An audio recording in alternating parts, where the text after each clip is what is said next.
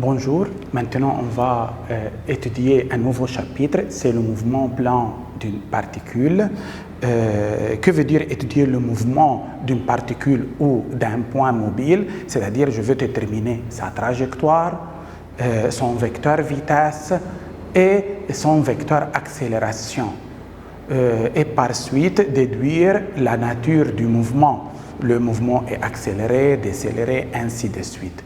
Mais dans ce chapitre, on va s'intéresser à ces études sans revenir aux causes du mouvement. Cette branche de la mécanique s'appelle cinématique. La cinématique est l'étude du mouvement sans revenir aux causes de ce mouvement. Dans le premier paragraphe, on va commencer par le référentiel. Le référentiel, c'est quoi référentiel? Maintenant, je veux parler de la relativité du mouvement pour savoir l'importance du référentiel dans l'étude d'un mouvement. Remarquons bien, ici, on a une personne A qui est debout sur le sol, ça c'est un arbre, et deux personnes B et C qui se trouvent dans un chariot en mouvement. Remarquons bien, B dit que C est au repos, c'est vrai, mais A dit que c'est en mouvement. Si l'arbre parle, l'arbre dit que c'est en mouvement. Remarquons bien, selon la situation de l'objet qui observe C, c'est soit au repos, soit en mouvement. Donc, pour étudier le mouvement, il faut choisir un observateur qui suit le mouvement. Par exemple, si je veux étudier le mouvement de C, par rapport à quel observateur, par exemple, si par rapport à l'observateur B, B dit que c'est au repos, mais A ou l'arbre dit que c'est en mouvement. Cet observateur s'appelle référentiel. C'est quoi le référentiel? En général, c'est un solide par rapport auquel on étudie le mouvement. Tout le monde d'accord? L'arbre peut être un référentiel. B peut être un référentiel. Remarquons bien, il y a plusieurs genres de référentiels. Référentiel terrestre, c'est un solide, solidaire à la surface de la Terre, comme l'arbre, comme l'immeuble, par exemple, l'immeuble est dit référentiel terrestre. A, debout sur la Terre et solidaire par la Terre, forme par la Terre insolide. A s'appelle aussi quoi? Référentiel terrestre. Ce référentiel est utilisé pour étudier le mouvement à la surface de la Terre. Il y a d'autres référentiels. Référentiel géocentrique. Géo, c'est-à-dire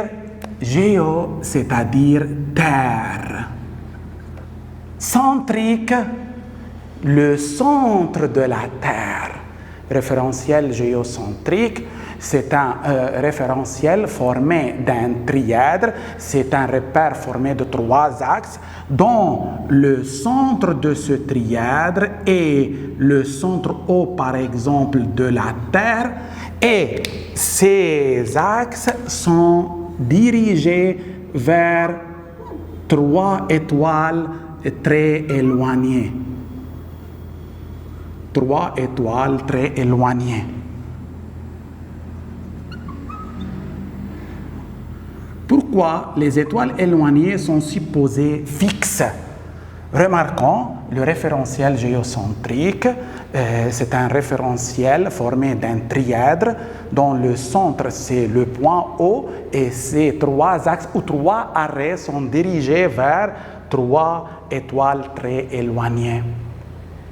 Ce genre de référence est utilisé pour étudier le mouvement des objets qui gravitent autour de la Terre, comme par exemple la Lune, les satellites et ainsi de suite. Référentiel héliocentrique, que veut dire hélio? Hélio, c'est-à-dire en grec, c'est soleil. Le référentiel héliocentrique est le trièdre dont le centre est le centre du Soleil et les trois arrêts ou les trois axes sont dirigés vers trois étoiles très éloignées.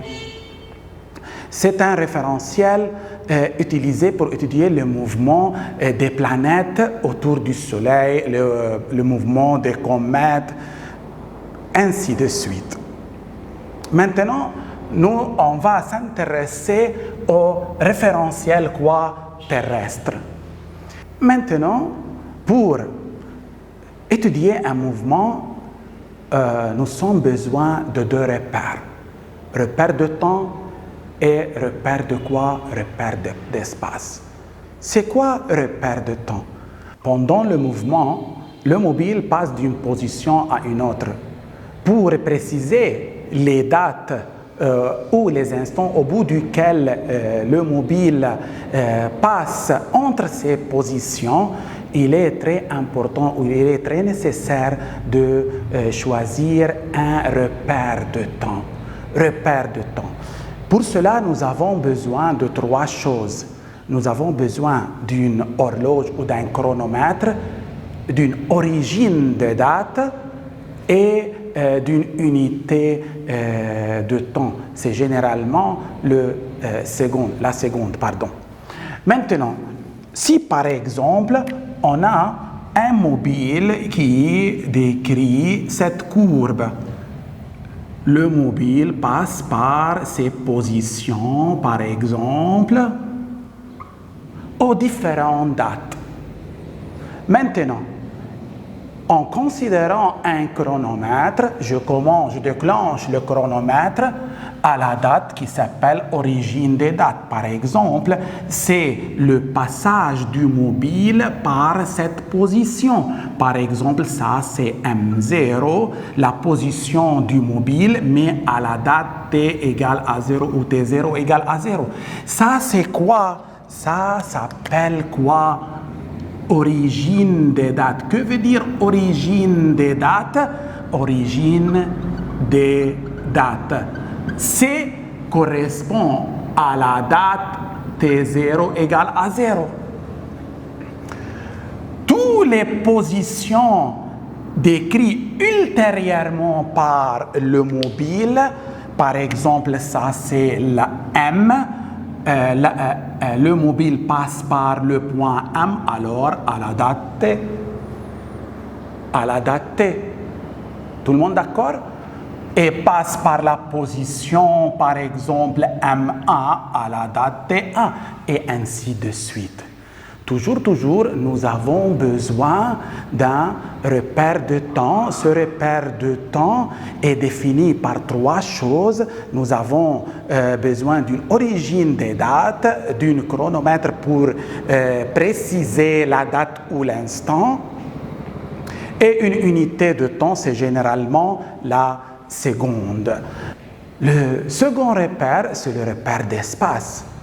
Pour repérer la position d'un mobile, nous avons besoin d'un repère qui s'appelle repère d'espace.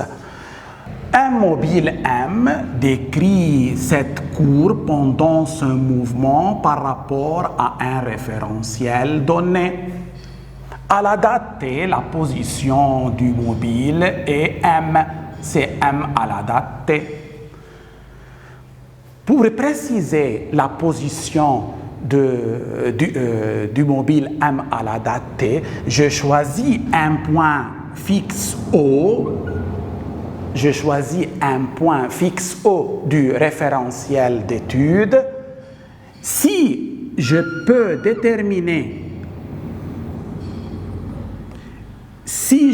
déterminer le vecteur OM à cette date, c'est-à-dire je peux déterminer la direction, le sens et la norme de ce vecteur, à la date T, donc je peux déterminer la position exacte du mobile M à ce moment-là ou à la date T.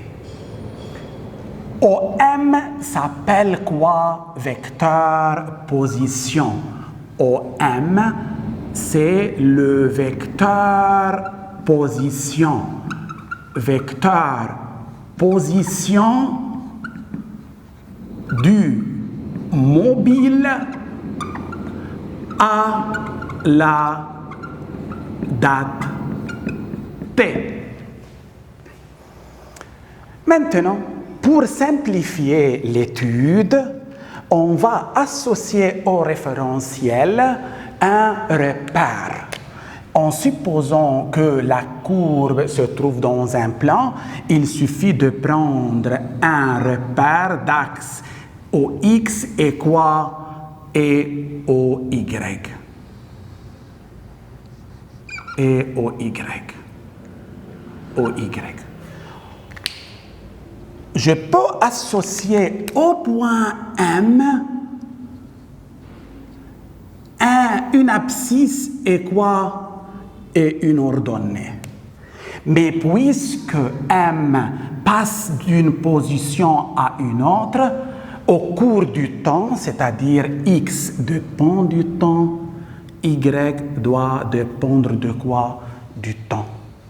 Puisque au cours du temps, le vecteur position change la direction, le sens et la norme, et par suite, l'abscisse et l'ordonnée de M vont changer, mais aussi au cours du temps. Et par suite, si on désigne par I et J les vecteurs unitaires du repère OX, OY, alors le vecteur position peut s'écrire dans le repère, le vecteur position en M à la date T, peut s'écrire sous la forme X, I plus Y, J. Tout le monde d'accord? Ça, c'est l'expression analytique du vecteur position dans le repère quoi? X, O, Y. Ça, c'est l'abscisse du point M. Ça, c'est l'ordonnée du point M. L'abscisse X de T signifie que X dépend du temps, est une fonction du temps. Y de T signifie que Y dépend du temps, c'est aussi une fonction du temps. Remarquons bien, on va donner une chose, X de T et Y de T, c'est-à-dire les coordonnées du point M dont le repère s'appelle équation paramétrique du mouvement. Paramétrique du mouvement. Équation quoi? Paramétrique du mouvement. Tout le monde d'accord? Maintenant, en connaissant l'abscisse en fonction du temps, l'ordonnée en fonction du temps, je peux déterminer la position du mobile à chaque instant. Ça, c'est le repère d'espace. Repère d'espace, c'est repérer les positions du mobile aux différentes dates, aux différents instants. Tout le monde d'accord? Remarquons bien, le vecteur position peut préciser la position du mobile à une date donnée. Les équations paramétriques peuvent préciser la position du mobile à une date donnée. Maintenant, c'est quoi la trajectoire? La trajectoire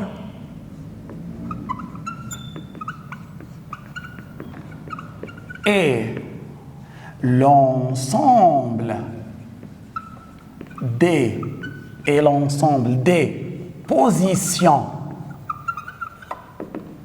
successives décrites par le mobile pendant son mouvement.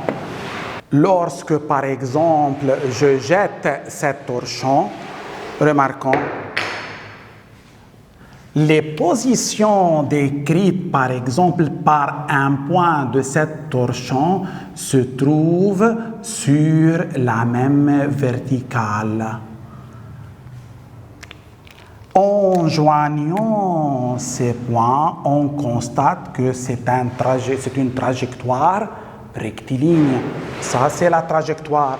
Maintenant, en jetant la torsion comme ça, je constate qu'un point de la torsion décrit par exemple ces positions.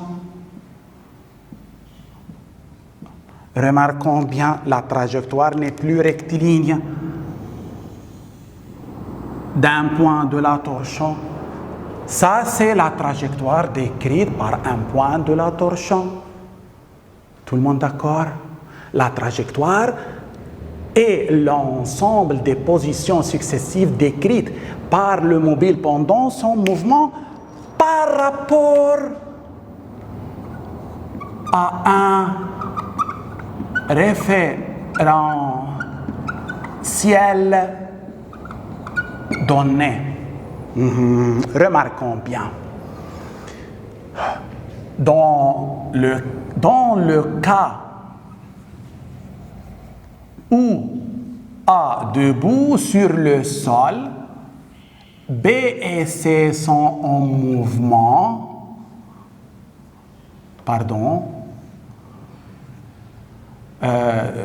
sont debout, B et C sont debout dans un chariot en mouvement, B dit que C est au repos. Donc, la position de C est fixe par rapport à B. La trajectoire de de C par rapport à B est un point, pas de trajectoire.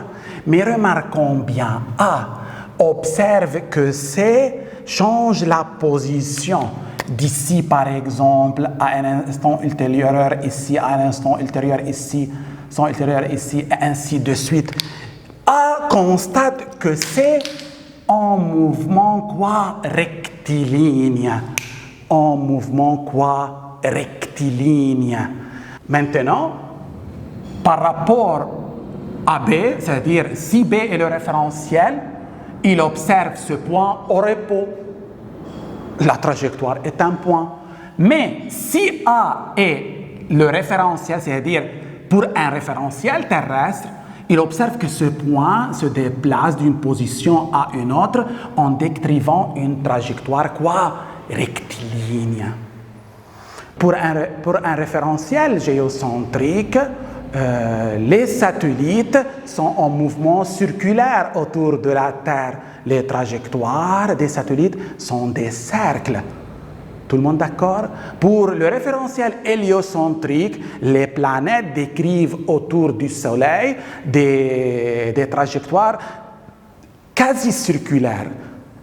Les trajectoires des planètes autour du Soleil sont quasi circulaires ou elliptiques. Maintenant, donc, pour parler de la trajectoire, il faut préciser quoi? Il faut préciser le référentiel.